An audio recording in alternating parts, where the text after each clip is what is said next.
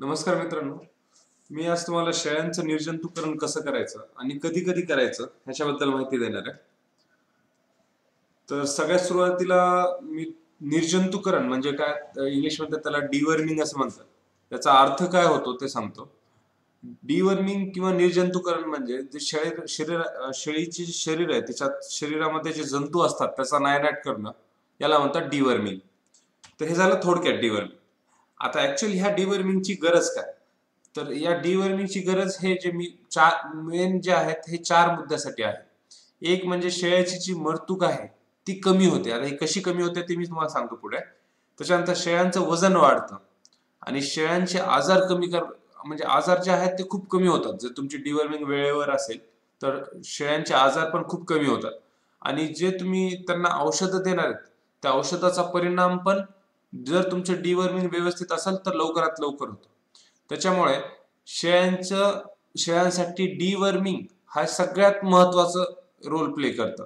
जर तुमचं बंदिस्त शेळी पालन असेल तर तुम्हाला शेळ्याच्या डिवर्मिंग वर खूप खूप लक्षपूर्वक तुमची नियोजन पाहिजे त्या डिवर्मिंग कडे. त्याच्यामुळे शेळ्याचं डिवर्मिंग हे खूप महत्वाचं आहे. आता शेळ्याची मरतूक डिवर्मिंग मुळे कशामुळे कमी होते?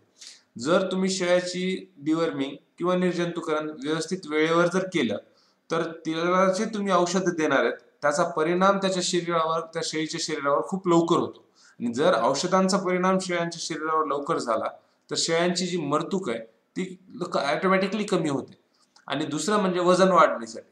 जर तुमच्या शेळ्यांच्या शरीरामध्ये जंत नसतील तर त्या शेळीने जेवढं काही खाल्लेलं आहे त्याचा 90% भाग हा तिला व्यवस्थितरित्या पचला जातो.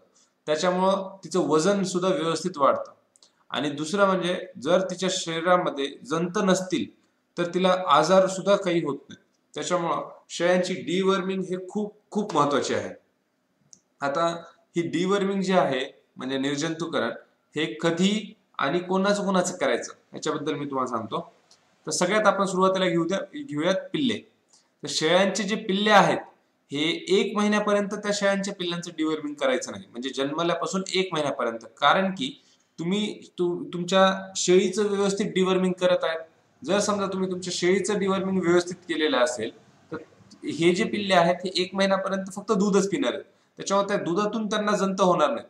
पण ज्या वेळेस 1 महिन्यानंतर हे पिल्ले वरचं काही खायला चालू करतील त्यावेळेस त्यांना जंताचा प्रादुर्भाव होऊ शकतो. त्याच्यामुळं एक जन्मलेल्या पिल्लांना 1 महिन्यानंतर डिवर्मिंग द्यायचं. त्याच्या आधी जन्मलेल्या पिल्लांना डिवर्मिंग द्यायचं नाही. त्याच्यानंतर बोकडाचं जे जे काही तुमच्या शेडमध्ये बोकडं आहेत ह्या बोकडांना प्रत्येक महिन्याला डिवर्मिंग द्यायचं. शेळ्यांचं पण तसंच आहे. जे तुमच्या शेडमध्ये शेळ्या आहेत त्यांना पण प्रत्येक महिन्याला डिवर्मिंग द्यायचं. आणि त्याच्यानंतर आहेत गाभण शेळ्यांचं. तर गाभण शेळ्यांचं जे डिवर्मिंग आहे हे शक्यतो टाळायचं. पण जर तुम्हाला गरज वाटत असेल तर पहिले म्हणजे शेळीची लागवड झाल्यापासून पहिले 2 महिने जे आहेत तोपर्यंत तुम्ही गाभण शेळ्यांचं पण डिवर्मिंग करू शकता. पण त्याच्यामध्ये काही मुद्दे आहेत ते तुम्हाला लक्षात घ्यायचे ते मी तुम्हाला पुढे सांगेन. त्याच्यामुळे हे लक्षात घ्या की पिल्लांचं, बोकडांचं, शेळ्यांचं आणि गाभण शेळ्यांचं डिवर्मिंग हे खूप खूप महत्वाचं आहे. त्याच्यानंतर आपण जाऊयात हे डिवर्मिंग कसं करायचं. आता डिवर्मिंग करायचे बरेच काही प्रकार.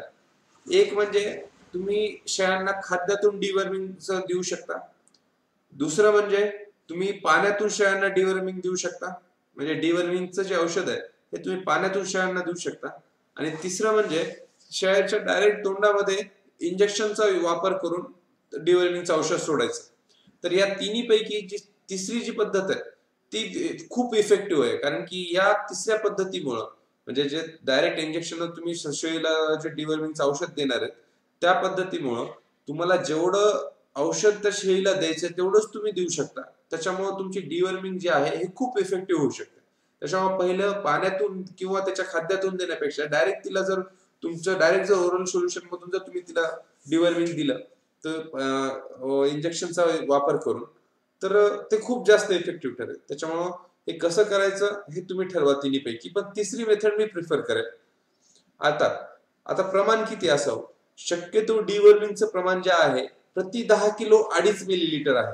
म्हणजे प्रत्येक 10 किलो म्हणजे जर तुमच्या शेळीचं वजन हे 10 किलो असेल तर तिला 2.5 मिलीलिटर तुम्हाला डिवर्मिंगचं औषध द्यायचं. आणि ढोबळमानाने जर सांगायला गेलं तर जे पिल्ले आहेत 2 महिन्याच्या नंतरच्या पिल्लांना, म्हणजे जे जन्मल्यापासून ज्या पिल्लांना 2 महिने झालेत त्यांना 3 मिलीलिटर हे डिवर्मिंगचं औषध द्यायचं. बोकड जे आहे त्या बोकडांना 20 मिलीलिटर डिवर्मिंग द्यायचं.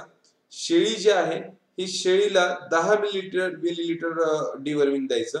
आणि गाभण शेळी जी आहे तिला जर गरज पडली तर 5 मिलीलिटर, तेही पहिल्या 2 महिन्यापर्यंत फक्त तुम्ही डिवर्मिंग देऊ शकता. गाभण शेळीचं डिवर्मिंग करताना खूप लक्ष देऊन करा, कारण की गाभण शेळीला जर डिवर्मिंगचं औषध जास्त झालं तर ती गाभण्याची शक्यता खूप जास्त असते. त्याच्यामुळं गाभण शेळ्यांमध्ये डिवर्मिंग शक्यतो टाळा, आणि जर समजा करायची गरजच असेल तर कमीत कमी प्रमाणामध्ये करा. आता जर समजा तुमच्या पिल्लांना 3 मिलीच्या ऐवजी जास्त औषध गेलं तर काय होईल, तर त्यांना पोटाचा विकार होईल, त्यांचं पोट दुखेल, कारण की डिवर्मिंगमुळे म्हणजे त्यांच्या पोटांमध्ये आग पडते. जर समजा तुमचं डिवर्मिंगचं औषध जर जास्त झालं तर जंत बाहेर पडल्यानंतरही जर त्याचा इफेक्ट तुमच्या औषधांमध्ये राहिला तर ते त्यांच्या पोटांवर इफेक्ट होईल. त्याच्यामुळे डिवर्मिंगचं औषध देताना 2 गोष्टी लक्षात ठेवायच्या, एक त्याचं प्रमाण आणि दुसरं त्याचा नियमितपणा. वेळेवर द्या आणि प्रमाणात द्या. हे डिवर्मिंग शेळ्यांचं डिवर्मिंग करताना, म्हणजे शेळ्यांचं निर्जंतुक करतानाचं लॉजिक आहे. वेळेवर देणे आणि नियमित देणे. आता कोणतं औषध आणि कसं वापरायचं. ऍक्च्युली काय, डिवर्मिंग जे आहे ते आपण प्रत्येक महिन्याला करणार आहे शेळ्यांचं, तर प्रत्येक महिन्याला तुम्ही डिवर्मिंगचं नवीन औषध वापरा. कारण की जंत हे वेगवेगळ्या प्रकारचे असतात, म्हणजे मराठीमध्ये त्याला कृमी असं म्हणतात. काही जंत राऊंड वर्म असतात, काही वेगळे, म्हणजे त्याच्यामध्ये बरेच 5-6 प्रकार आहेत जंतांचे. आणि काही जे तुमचे डिवर्मिंगचे जे औषध आहेत ते काही एका पर्टिक्युलर जंताला फोकस करतात. त्याच्यामुळे दर महिन्याला जर तुम्ही तुमचं डिवर्मिंगचं औषध आहे हे वेगळं दिलं तर त्याचा निश्चितच त्या शेळीच्या शरीरावर चांगला उपयोग, म्हणजे व्यवस्थित परिणाम होईल, आणि त्याच्यामुळे तुमचं डिवर्मिंग जे आहे हे तेवढंच इफेक्टिव्ह होईल. जर समजा तुम्ही तुमच्या शेळीला जर एकाच प्रकारचं डिवर्मिंग करत राहिला तर त्याचाही काही फायदा त्याच्या शरीरावर हवा तसा होणार नाही.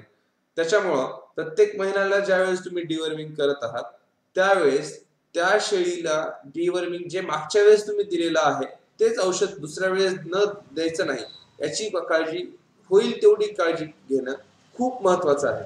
आता डिवर्मिंग करताना, म्हणजे ऍक्च्युअल डिवर्मिंग करायची गरज जी आहे ही कशामुळे असते, म्हणजे कसं ओळखायचं की तुमच्या शेळ्यांना जंत झालेले आहे किंवा तुमच्या पिल्ल जे आहेत त्यांना जंत झालेले आहे. तर एक सोपं लॉजिक आहे. तुमच्या शेळीच्या अंगावरचे, तुमच्या बोकडांच्या अंगावरचे किंवा तुमच्या पिल्लांच्या अंगावरचे जे केस आहेत हे कुरळे व्हायला चालू होतात. ज्यावेळेस त्यांच्या पोटामध्ये जंत होतात त्यावेळेस हे जे त्यांच्या अंगावरचे जे केस आहेत हे कुरळे होतात. जर तुमच्या शेळ्यांच्या अंगावरचे किंवा बोकडांच्या अंगावरचे किंवा पिल्लांच्या अंगावरचे केस जर कुरळे झाले असतील किंवा त्यांच्या डोळ्यांना जर वारंवार चिपडे येत असतील तर समजून घ्यायचं की तुमच्या शेळ्यांना जंत झालेले आहे आणि त्यांना डिवर्मिंगची अत्यंत म्हणजे खूप लवकरात लवकर आवश्यकता आहे. आणि जर तुमचं डिवर्मिंग जर तुमचं व्यवस्थित झालं, वेळेवर झालं, तर त्यांना जे वजन, म्हणजे बंदिस्त शेळी पालनामध्ये जो सगळ्यात मोठा धोका जो आता चालू आहे, म्हणजे सगळ्यात मोठा जो लॉस लोकांचा चालू आहे तो हा आहे की त्यांचे वजन वाढत नाहीये. कारण की वजन हे फक्त डिवर्मिंग व्यवस्थित न झाल्यामुळे वाढत नाहीये. त्याच्यामुळे जर तुमच्या शेळीचं डिवर्मिंग व्यवस्थित असेल तर तुमच्या शेळ्यांचं, तुमच्या बोकडांचं आणि तुमच्या पिल्लांचं वजन जे आहे हे तुम्हाला हवं त्या पद्धतीनं वाढेल.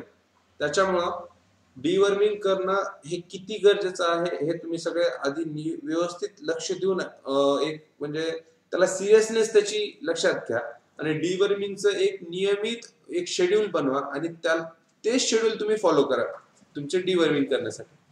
आता दुसरी एक महत्वाची गोष्ट, डिवर्मिंग जे आहे ही करायची म्हणजे मुख्यतः कधी करावी, ज्यावेळेस तुम्हाला काही लसीकरण करायचं, पीपीआरचं लसीकरण करायचंय किंवा ईटीव्हीचं लसीकरण करायचंय किंवा ह्या देवीचं लसीकरण करायचं.